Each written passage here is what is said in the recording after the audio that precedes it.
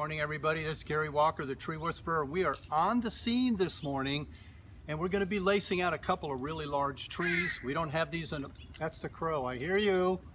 We don't have these in the portfolio yet, so we're going to work on these. This one is called the Liquidamber.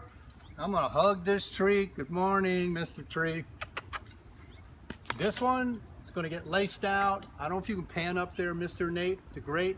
You can see this one's really a mess. This one probably hasn't been trimmed, I don't know, 10, 15 years.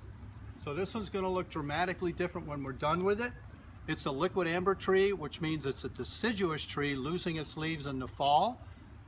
People in Southern California who are back east transplants and love to have their fall color, this is one tree that they absolutely adore. And in fact, we're going to tip our hat to this one because this one goes all kinds of crazy colors, kind of reds and peaches and pinks and yellows in the fall.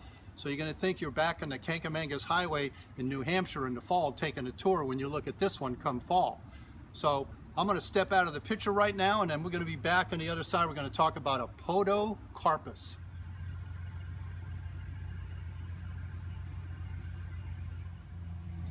Rolling. Morning, everybody. It's Gary Walker, the Tree Whisperer. And now we're on the flip side of the yard where the liquidamber was, and we're going to work on this Podocarpus.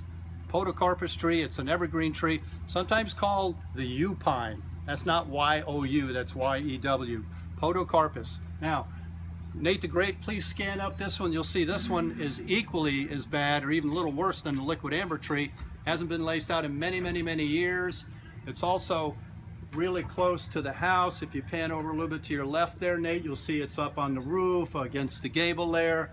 So we're just going to clean this thing out. We're going to transform this thing into a beautiful work of art that'll also be botanically correct so that light and in particular air or wind can pass through the tree without causing any damage in the wind event. So I'm going to get to work. I tip my hat to you, ladies and gentlemen. We'll see you on the flip side of this job.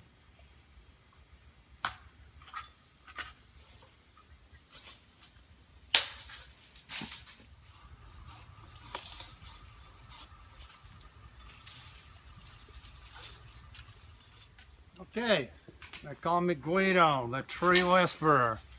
You probably noticed I had to change my outfit, my dress. The blue one I had on, I soaked up because it's a hot, steamy day in Southern California. It was 110 yesterday, and it's going to be at least that today. So got to kind of pace myself, take it easy, and drink lots of water. So as you saw from the shot that Nate the Great just gave you, this tree looks way different. It looks beautiful now. So while I was up there, I happened to find old Charlie the Crow.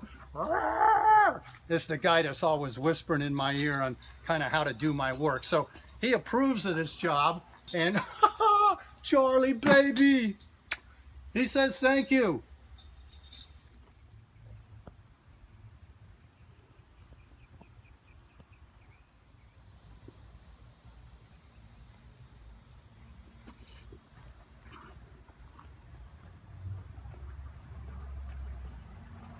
You rolling?